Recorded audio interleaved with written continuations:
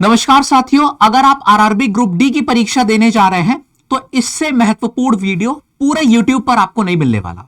अगर यह वीडियो आपके रिकमेंडेशन में आया है तो कहीं ना कहीं किस्मत भी आपका साथ दे रही है। किस्मत भी चाहती है यार कि आप लोग ग्रुप डी की परीक्षा जो है वो एक बार में क्वालिफाई करें, पहली बार में आप लोग इसमें सिलेक्शन ले। ठीक है, इस वीडियो में आपको संपूर्ण जानकारी मिलने वाली है आरआरबी ग्रुप डी के एग्जाम पैटर्न के बारे में। आपका जो सिलेबस है उसके बारे में हम लोग डीप में यहां पर चर्चा करेंगे। इसी के साथ साथ पिछले वर्ष क्या कट ऑफ गई थी, उसके हिसाब से आप लोग को इस बार कितने नंबर कम से कम स्कोर करने पड़ेंगे कि आप लोग भाई सेफ जोन में आ जाओ, है ना, ये हम लोग जानेंगे।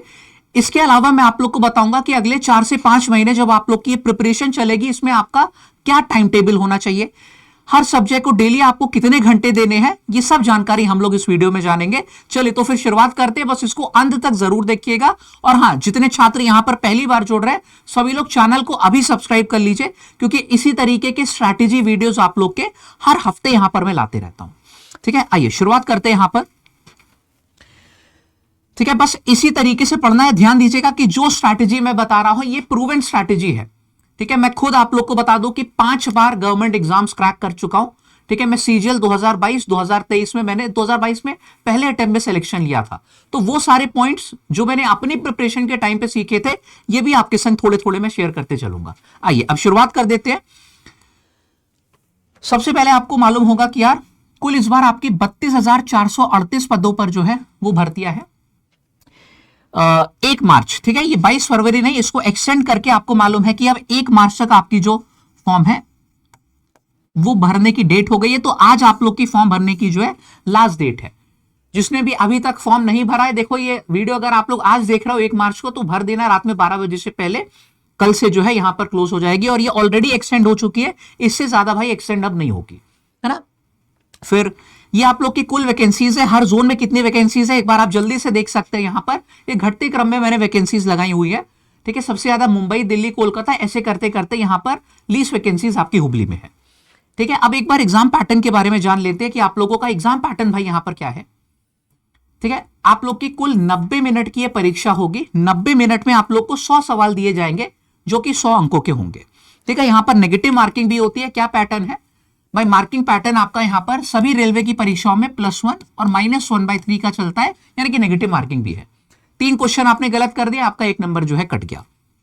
अब इसमें 4 हम लोग के मेजर सब्जेक्ट आते हैं, गणित, reasoning, general science, general awareness और करंट अफेयर। करंट अफेयर अलग से दिया गया, यानी कि बाकी परीक्षा के मुकाबले ये हो सकता है कि इसके ज्यादा सवाल आए, है ना। अब साइंस के 25 सवाल है, गणित के 25 सवाल, रीजनिंग के 30 प्रश्न और आप लोग के जो है जनरल अवेयरनेस, करंट अफेयर, इसके 20 प्रश्न है। मैं भाई गणित का अध्यापक हूं, जैसे कि मैंने बताया कि 5 बार मैंने गवर्नमेंट एग्जाम्स क्रैक किए हैं, तो 5 बार मेरा जो गणित में स्कोर रहा है वो 50 आउट ऑफ 50 रहा है। ये सारे स्कोर्स मैंने आप लोग के संग शेयर भी किए हुए हैं। ठीक है, तो मैं वो सारे तरीके यार आप लोग को सिखा भी पाऊंगा कि जो कि एग्जाम में सिलेक्शन दिलाते हैं। अगर कोई मुझसे पढ़ना चाहता है तो यूट्यूब पर मेरी फ्री क्लासेस डेली चलती है शाम को 6 बजे, आप इसमें जरूर जुड़े। ठीक है, फिलहाल आगे बढ़ते हैं हम लोग यहां पे। भाई अब अगर आप लोग ऑफिशियल अपनी नोटिफिकेशन देखोगे तो उसमें ये सिलेबस आप लोग को नजर आएगा, है ना, लेकिन इसमें कुछ चीजें जो है उतनी क्लियर नहीं होती, तो इसी को एक सिंपल फॉर्म में मैंने आप लोग के लिए जो है व्यक्त किया हुआ है। आइए इसको समझते हैं। यहां पे भाई अगर हम बात करें यहां पर गणित की, हर सब्जेक्ट समझेंगे, ठीक है, क्योंकि सारे सब्जेक्ट की अपनी अहमियत है। कोई एक भी सब्जेक्ट आपका कमजोर है तो वो सिलेक्शन में आप लोग को दिक्कत खड़ी कर सकता है। सारे सब्जेक्ट हम लोग को यहाँ पे पढ़ने अच्छे से, है ना। देखिए भाई, अब अगर मैं बात करूं यहां पर गणित की, गणित के आपके आने यहां पर 25 सवाल, और गणित को 2 हिस्सों में बांटा जाता है। एक आपकी अंक गणित हो गई, दूसरी आपकी हो गई एडवांस मैथ। ठीक है, दोनों 50% लगभग आती है। 12 से 13 सवाल अगर इसके आ रहे हैं तो 12 से 13 सवाल उसके भी आएंगे। ठीक है, जो गड़बड़ी यहां पर क्या करते हैं छात्र की, सिर्फ अंक गणित पढ़ के चले जाते हैं। अंक गणित में आपके ये सारे चैप्टर आते हैं। ठीक है, हमारे प्रतिशत लाभानी, ये सारे चैप्टर अंक गणित के हो गए। और इसके अलावा हर चैप्टर से कितने प्रश्न आप लोग की परीक्षा में पूछे जाते हैं ये भी मैंने उसके सामने लिखा हुआ है। और ये चीज निकालने का तरीका क्या था मैं आपको बताऊं कि आरआरबी ग्रुप डी जो 2022 है 98 शिफ्ट, लगभग 100 के करीब शिफ्ट हुई थी।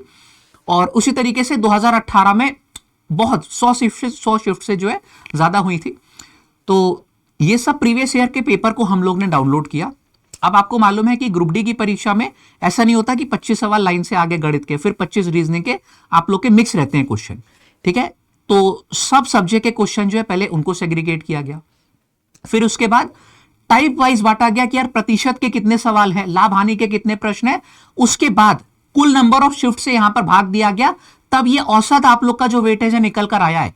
तो ये मेहनत जो है भाई आप लोग को करने की जरूरत नहीं है, कैसे ये आया मैंने आप लोग को बता दिया है, ठीक है, कि ये 1-2 शिफ्ट का नहीं 200 शिफ्ट से निकाला गया कम से कम डेटा है, तो आप लोग इस पे पूरा भरोसा कर सकते हैं।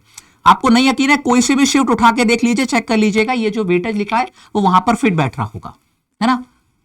तो ये हो गया आप लोगों का अंक गणित का। हर चैप्टर से कितने प्रश्न आते हैं आपके सामने दिए गए। इससे क्या होगा कि जब आप अपनी तैयारी करोगे भाई, जिसका वेटेज ज्यादा है उस पर आप लोग को ज्यादा मेहनत करनी है, जिसका वेटेज कम है उस पर मेहनत भी उसी के हिसाब से कम करनी है, ठीक है।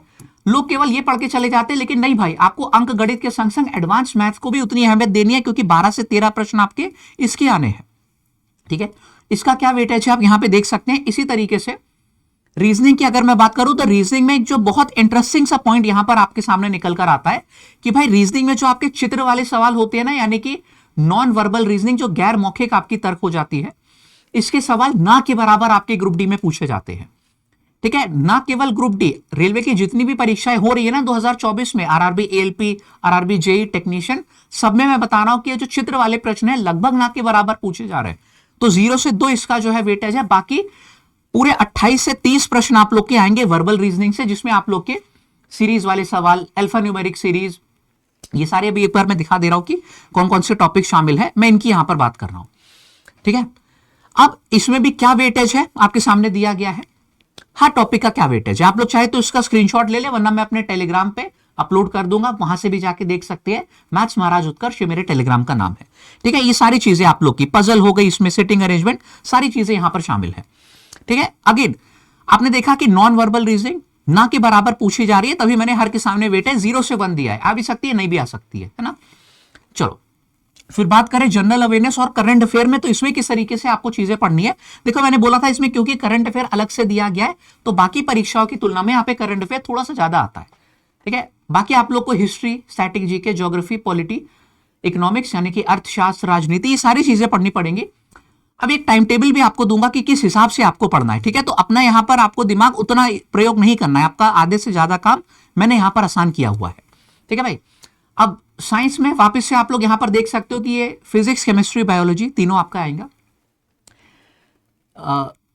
बायो के 6 से 7 प्रश्न आते हैं, फिजिक्स और केमिस्ट्री इससे ज्यादा पूछा जाता है, ठीक है। तो 8 से 9 प्रश्न इसके, 8 से 9 प्रश्न लगभग इसके आएंगे आपके, ठीक है। एक बार जो 2022 में आपकी परीक्षा हुई थी, देखो 2019 की परीक्षा 22 में कंडक्ट कराई गई थी, तो उसमें क्या कट ऑफ गई थी, हर जोन वाइज अलग अलग कट ऑफ जाती है। तो एक बार इसके बारे में जान लेते हैं, यहाँ पे एनालिसिस कर लेते हैं कट ऑफ की। तो ये अनरिजर्व कैटेगरी की मैं बात कर रहा हूं, ये इसी से अंदाजा लगाते हैं ना। तो ये घटते क्रम में आप लोग की कट ऑफ दी हुई है। सबसे ज्यादा कट ऑफ जो है 100 में से, ठीक है, टोटल 100 नंबर की परीक्षा होती है, चंडीगढ़ में देखने को मिली थी, आपके 71 कट ऑफ गई थी, ठीक है। फिर वही यहां पे भी लगभग 70.64, लगभग 70 के करीब यहां पर कट ऑफ है, फिर घट के आपकी 66 के करीब हो गई। फिर आप देख सकते हो यहां पे 65 और सबसे कम कट ऑफ लगभग 60 और 57 के करीब गई थी। लेकिन इस बार क्योंकि यार वैकेंसीज पिछली बार की तुलना में कम है, तो हम लोग मान के चलते हैं कि हाँ यार 70 के प्लस आप लोग का जो है ये एक सेफ स्कोर आप लोग का हो जाएगा, है ना। क्योंकि कंपटीशन बढ़ा है तो हो सकता है कि कट ऑफ भी पिछली बार की तुलना में ज्यादा जाए। ये अंदाजा आपको लग गया कि अभी तक यार पिछले वर्ष में क्या कट ऑफ देखने को मिली थी।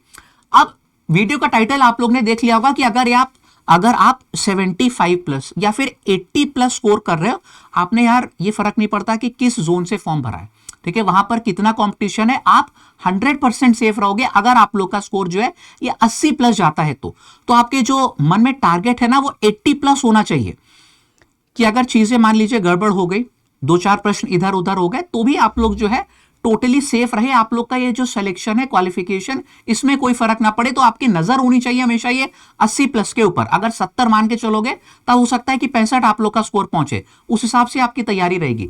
तो स्कोर जो है आपको मान के चलना है ये 80 प्लस, ठीक है। आपके हमेशा जो टारगेट है दिमाग में वही होना चाहिए।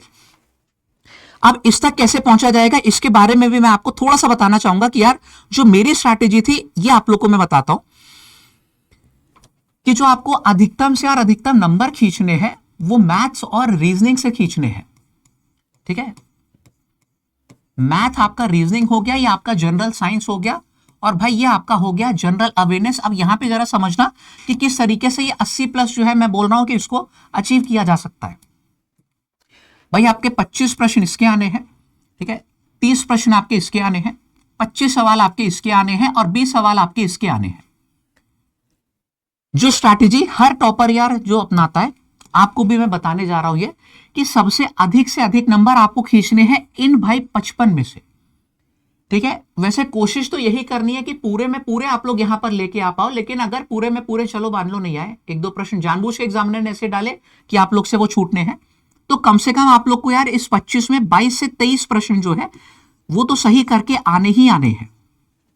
यहां पे 30 जो है, मान लो पूरे 30 आप लोग नहीं कर पाए, लेकिन 27 से 28 प्रश्न इतने तो भाई आप लोग को सही करके आने ही आने, ताकि ये जो 55 नंबर यहां पे आपके आ रहे थे, इस 55 में आपका स्कोर जो है वो 50 प्लस बन जाए।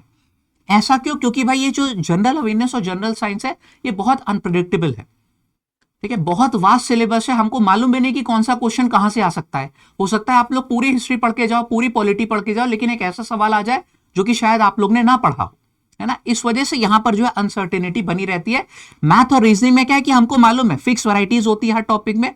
रीजनिंग में जैसे आपकी सीरीज हो गई, आपको मालूम है कि इंक्रीजिंग सीरीज होती है, डिक्रीजिंग सीरीज होती है, एडिशन और मल्टीप्लीकेशन और एडिशन वाली सीरीज, मल्टीप्लीकेशन माइनस वाली सीरीज, हमको मालूम है कि फिक्स पैटर्न के ही क्वेश्चन होते हैं, उन्हीं में से एग्जामिनर पूछ सकता है, वो अपनी तरफ से कुछ नहीं बना देगा, ठीक है। तो वो सारे टाइप अगर पढ़ लेंगे, ये चीज बहुत, मैं इजीली तो नहीं बोलूंगा, हाँ, लेकिन बिल्कुल डुएबल है, ठीक है। मैंने खुद करी हुई है, रीजनिंग में भी मेरा 2 बार फुल में फुल आया है, तो मैं जानता हूं कि ये चीज आप लोग भी कर सकते हो अगर मन लगा के पढ़ो तो, है ना। मान लो आप लोग ने ये 55 में 50 प्लस स्कोर यहीं से कर लिया, और यहां पे आपका यार 25 में मान लो 15 भी स्कोर आ रहा है, ठीक है। 15 मैंने बहुत कम माना हुआ है, ठीक है। चलो 15 से इसको थोड़ा सा बढ़ा के 17-18 कर लेते हैं। 17-18 भी आपका स्कोर आ रहा है, और यहां पे आपका 12 से 13 भी स्कोर आ रहा है, तो भी आप लोग देख सकते हो कि यहां पे मिला के 30 नंबर बन गए। 50 प्लस और 30 प्लस, यानी कि आपका जो स्कोर है ये 80 प्लस पहुंच चुका है। तो भले ही आप जितने तेज हो यार, आपको लगता है साइंस में, जनरल अवेयरनेस में, ये स्ट्रैटेजी आपको अपनानी है, ठीक है। मैंने वापस से बोला कि ये प्रूवन स्ट्रैटेजी है। मेरे खुद के बहुत सारे छात्रों के जिनको मैंने ट्रेन किया है, उन्होंने ये चीज फॉलो करते हुए कई सारे गवर्नमेंट एग्जाम्स क्रैक किए, तो आप लोग को भी इसी तरीके से अपना प्लान बनाना है, ठीक है। अब जरा आगे बढ़ते हैं, यहां पे सिलेक्शन स्ट्रैटेजी के ऊपर आते हैं। ये तो मैंने बताया कि 80 प्लस किस तरीके से आपको टारगेट करने हैं, लेकिन अब स्टेप बाय स्टेप आपका क्या प्लान होना चाहिए, आइए समझते हैं कुछ पॉइंट्स को। देखो, सबसे पहली चीज, आपको सिलेबस की संपूर्ण जानकारी बहुत अच्छे से होनी चाहिए, जो कि मैंने आप लोग के सामने ये काम ऑलरेडी आसान कर दिया था, ठीक है। सिलेबस डिटेल में हम लोग पहले से समझ चुके हैं कि किससे कितने कितने प्रश्न आने हैं, उसी हिसाब से हम लोग पढ़ाई करेंगे। फिर आपको जो अपनी तैयारी आधार करनी है, वो प्रीवियस ईयर के पेपर्स, यानी कि प्रीवियस ईयर के प्रश्नों के आधार पर करनी है, ठीक है। हमेशा रेलेवेंट चीज पढ़नी है, जो आपकी परीक्षा में पूछी जाती है उसको आपको पढ़ना है। अब देखो, एक साथ आप लोग को यहां पर ऐसा नहीं कि 5 महीने का जो है गोल बना लिया कि यार आज से शुरू करेंगे, 5 महीने तक हमारा सिलेबस खत्म हो जाएगा, ऐसा नहीं करना है। आपको अपने टारगेट बनाने हैं वीकली बेसिस पे और मंथली बेसिस पे। वीकली वाले आपके शॉर्ट टर्म टारगेट कहलाते हैं, और मंथली वाले भाई आपके ये लॉन्ग टर्म टारगेट कहलाते हैं। तो आपका जो यहाँ पे रिविजन हो गया है, ठीक है, आपका जो टेस्टिंग हो गई है, आप लोग मॉक टेस्ट दोगे, ये आप लोगों को वीकली एंड मंथली बेसिस पर भाई देने हैं, है ना। जैसे कि मान लीजिए आपने अपना टारगेट बनाया कि यार मुझे इस हफ्ते परसेंटेज फिनिश करना है, 7 दिन मैं अपने आप को दे रहा हूं या फिर 6 दिन दे रहा हूं, तो उन 6 दिन में किसी भी कीमत पर आप लोग को अपना वो टॉपिक फिनिश करना ही करना है। इस तरीके से आप लोग को लेके चलनी है चीजें, ठीक है। भले ही ऐसा हो जाए कि एक दिन आप कम पढ़ पाओ, तो अगले दिन आपको कवर अप करने के लिए, अगर एक दिन मान लीजिए 2 घंटा पढ़ पाए, तो अगले दिन कवर अप करने के लिए आपको 3 घंटा पढ़ना पड़ेगा, ठीक है। इस हिसाब से आप लोग को शॉर्ट टर्म गोल बनाने, और लॉन्ग टर्म गोल क्या हो गया, जैसे कि मान लीजिए आपने लॉन्ग टर्म गोल लिया हुआ कि इस 1 महीने में मेरे ये 3 चैप्टर तैयार हो जाने चाहिए, परसेंटेज, अलजेब्रा और ज्योमेट्री, तो वो किसी भी कीमत पर आपको करने ही करने, फिर यार चाहे दुनिया इधर की उधर हो जाए, ठीक है। आपको हो सकता है कि कोई इंपॉर्टेंट जो इवेंट में जाना छोड़ना पड़े, ये सारी चीजें करनी पड़ेंगी। अगर आप लोगों को सिलेक्शन लेना है तो थोड़े बहुत सैक्रिफाइसेस यार करने पड़ेंगे, क्योंकि यकीन मानिए, अगर 5 महीने आप लोगों ने यार मन लगा के पढ़ लिया है, ठीक है, आपकी आगे आने वाली जो लाइफ है वो पूरी बदल जाएगी, अगर एक बार आपने गवर्नमेंट जो एग्जाम है उसको क्रैक कर लिया, सरकारी नौकरी पा ली है तो, ठीक है। चलो, ये हो गया आपका। फिर मैं आगे बढ़ता हूं, यहां पे किस हिसाब से आप लोगों को अपने प्लान बनाने हैं ये समझ में आ गया। अब मैंने आपके लिए एक जो टाइम टेबल है प्रॉपर वो तैयार किया हुआ है, इसको आपको देखना है और भाई एज इट इज फॉलो करना है। ठीक है, जैसे कि यहां पर अगर मैं बात करूं यार मैथ की, सबसे पहले गणित का अध्यापक हूं तो गणित से ही शुरुआत करनी है। गणित में क्या है कि यार सिलेबस काफी बड़ा है, उतने भी डिफिकल्ट प्रश्न नहीं आते क्योंकि आप लोगों की लेवल 1 की परीक्षा है, लेकिन क्योंकि सिलेबस बड़ा है इस वजह से लोगों को कठिन लगता है। तो अगर आप अपनी तैयारी जल्दी शुरू कर देते हैं, आपके पास अभी अच्छा खासा 4 से 5 महीने का समय है। आपकी परीक्षा जो है अगस्त सितंबर से पहले यार नहीं होनी है, किसी भी कीमत पे हो ही नहीं सकती है ना, क्योंकि और भी एग्जाम्स लगे हुए हैं। तो ये चीज है, आपको हर टॉपिक को कितने कितने दिन देने हैं ये आपके सामने दिया हुआ है। और ये जो 8 दिन लिखे हैं इसमें आप लोग को थ्योरी भी पढ़नी है, कंसेप्ट भी पढ़ना है, प्रीवियस ईयर वाले सवालों की प्रैक्टिस भी करनी है और टेस्ट भी देना है। वीकली आप लोग दोगे यहाँ पे टेस्ट, चैप्टर वाइज टेस्ट दोगे क्योंकि अभी आपका पूरा सिलेबस हुआ नहीं है। ठीक है, तो इन 8 दिन में आपका ये जो है पूरा निपट जाना चाहिए कि इसके बाद कोई भी आपसे प्रतिशत का सवाल पूछ ले आप उसमें कतराओ नहीं, फट से आंसर करो। इसी तरीके से आपको ये पूरा प्लान बनाना है। ये एडवांस मैथ्स का प्लान हो गया है। ठीक है, आप चाहे स्क्रीनशॉट ले लीजिए वरना मैं पीडीएफ डाल दूंगा टेलीग्राम पे। मेरा टेलीग्राम है मैथ्स महाराज उत्कर्ष। ठीक है, ये हो गया। अब इसी तरीके से आप लोग को रीजनिंग किस हिसाब से लेके चलनी है आपको दिया हुआ है। अब जैसे कि हम लोग ने देखा था जो नॉन वर्बल रीजनिंग है, गैर मौखिक तर्क, उसमें क्वेश्चन ना के बराबर आ रहा है, लेकिन फिर भी मैंने यहाँ पे 2-2 दिन दिए हुए हैं कि बाई चांस आ गए तो आप लोग को ऐसा ना हो कि नहीं पढ़ा है। ठीक है, आप लोग को ज्यादा समय नहीं देना है। यहाँ पे आपने देखा कि 10 दिन देना है आप लोग को नॉन वर्बल रीजनिंग पे, है ना। रीजनिंग का सिलेबस गणित की तुलना में कम है तो ये आपका जल्दी फिनिश हो जाएगा, आप यहाँ पे देख सकते हैं। फिर मैं बात करूं यहाँ पे आप लोगों की जनरल अवेयरनेस की, इसमें जो करंट अफेयर है ये आप लोग को यार वीकली पढ़नी है। बेस्ट ये अप्रोच मैंने भी अपनाई थी। ठीक है, मंथली वाले, ताकि एक साथ बहुत ज्यादा आपका लोड ना हो जाए ना। महीने में आप लोगों ने संडे को जैसे पूरे हफ्ते के करंट अफेयर पढ़ लिए। हमारे जो चैनल है इस पे खुद अमन सर करवाते हैं वीकली करंट अफेयर, तो आप उसको देख सकते हैं। हफ्ते में आप लोग ने 4 दिन देखा, यहाँ पे पूरे महीने की करंट अफेयर आपकी तैयार है। ठीक है, उसी को रिवाइज करना है और बाकी सबको कितना कितना समय देना है आपके सामने यहाँ पर दिया हुआ है। इसी तरीके से आप लोगों को यहाँ पर साइंस की स्ट्रैटेजी है। ठीक है, तो उम्मीद करता हूं कि ये टाइम टेबल आप लोग को अच्छे से समझ में आया होगा। अब एक और चीज यहाँ पे बता दूं कि किस तरीके से पढ़ना है। भाई ये आपका डेली शेड्यूल है, हर टॉपिक को कितने कितने घंटे देने हैं। ये सेल्फ स्टडी वाला टाइम है क्योंकि आप लोग को यार क्लासेस भी देखनी होती है। ठीक है, अगर आप, क्योंकि जो भी बिगिनर है यार वो खुद से अभी तैयारी करना उसके लिए बहुत मुश्किल होता है, तो उसको एक प्रॉपर गाइडेंस की जरूरत होती है। तो क्लासेस के अलावा आप जहां से भी पढ़ रहे हैं, क्लासेस के अलावा इतना समय आप लोग को जो है सेल्फ स्टडी पे देना है।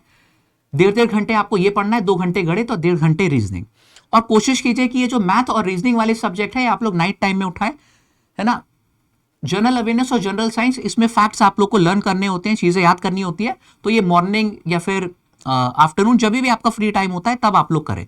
ठीक है, क्योंकि इसमें क्या है कि हाथ पैर आपके चलते रहते हैं तो आप लोगों को नींद नहीं आएगी, वरना ये भी दिक्कत होती है कि यार ये अगर रात में पढ़ने बैठोगे नींद आने लगती है। जनरल अवेयरनेस हिस्ट्री आप लोग पढ़ने बैठ गए तो ये सब बहुत ही माइन्यूट यानी कि बारीक बारीक पॉइंट्स मैंने कंसिडर करके ये जो प्लान है आपके सामने रखा है। अब उम्मीद है कि ये वीडियो यार पसंद आया होगा एंड इसको देखने के बाद आपके मन में अब कोई डाउट नहीं रह गया होगा आरआरबी ग्रुप डी की प्रिपरेशन को लेके। ठीक है, तो अगर नए हो दोबारा से मैं कह रहा हूं कि चैनल को सब्सक्राइब कर लो। यूट्यूब पर डेली आप लोगों की फ्री क्लासेस चल रही हैं हम लोग की, जहां पर मैं आप लोग को गणित पढ़ा रहा हूं डेली शाम को 6 बजे। ठीक है, जिसमें हम लोग प्रीवियस ईयर के सवाल करते हैं, आपके ग्रुप डी में पूछे गए। और कोई छात्र अगर है जिसको पूरी गणित एकदम बेसिक से पढ़नी है, शून्य लेवल से, तो अगर आप मुझसे पढ़ना चाह रहे हैं तो हमारा आरआरबी ग्रुप डी का रफ्तार बैच है, इसमें गणित मैं पढ़ाऊंगा, इसके साथ साथ आपको बाकी सारे सब्जेक्ट भी यहां पे मिलेंगे। ठीक है, आप हमारे एप्लीकेशन लैब को डाउनलोड कीजिए, इस कोड का इस्तेमाल करके आप लोग उसमें जुड़ जाइएगा, आपको अधिकतम से अधिकतम डिस्काउंट जो है वो मिल जाएगा। ठीक है, वो सारे मेथड्स मैं आपको बताऊंगा जो कि एग्जाम में सिलेक्शन लेने में आपको मदद करेंगे, है ना। ये चीजें मैंने करी हुई है तो मुझसे बेहतर आप लोगों को कोई नहीं बता पाएगा कि वो एग्जाम का प्रेशर क्या होता है, उस एग्जाम के प्रेशर में कौन से मेथड सबसे पहले आपके दिमाग में क्लिक करने चाहिए। उस हिसाब से आपका जो पूरा कोर्स प्लान है ये मैं तैयार करता हूं। ठीक है, बाकी फिर मैं विदा लेता हूं। अगर वीडियो अच्छा लगा तो नीचे कमेंट करके जरूर बताइएगा, और अगर चैनल पर आप पहली बार जुड़े थे तो सब्सक्राइब कर लीजिए, इसी तरीके के वीडियोस और हम लोग लाते रहेंगे। ठीक है, बाकी विदा लेता हूं, सभी को धन्यवाद, जय हिंद।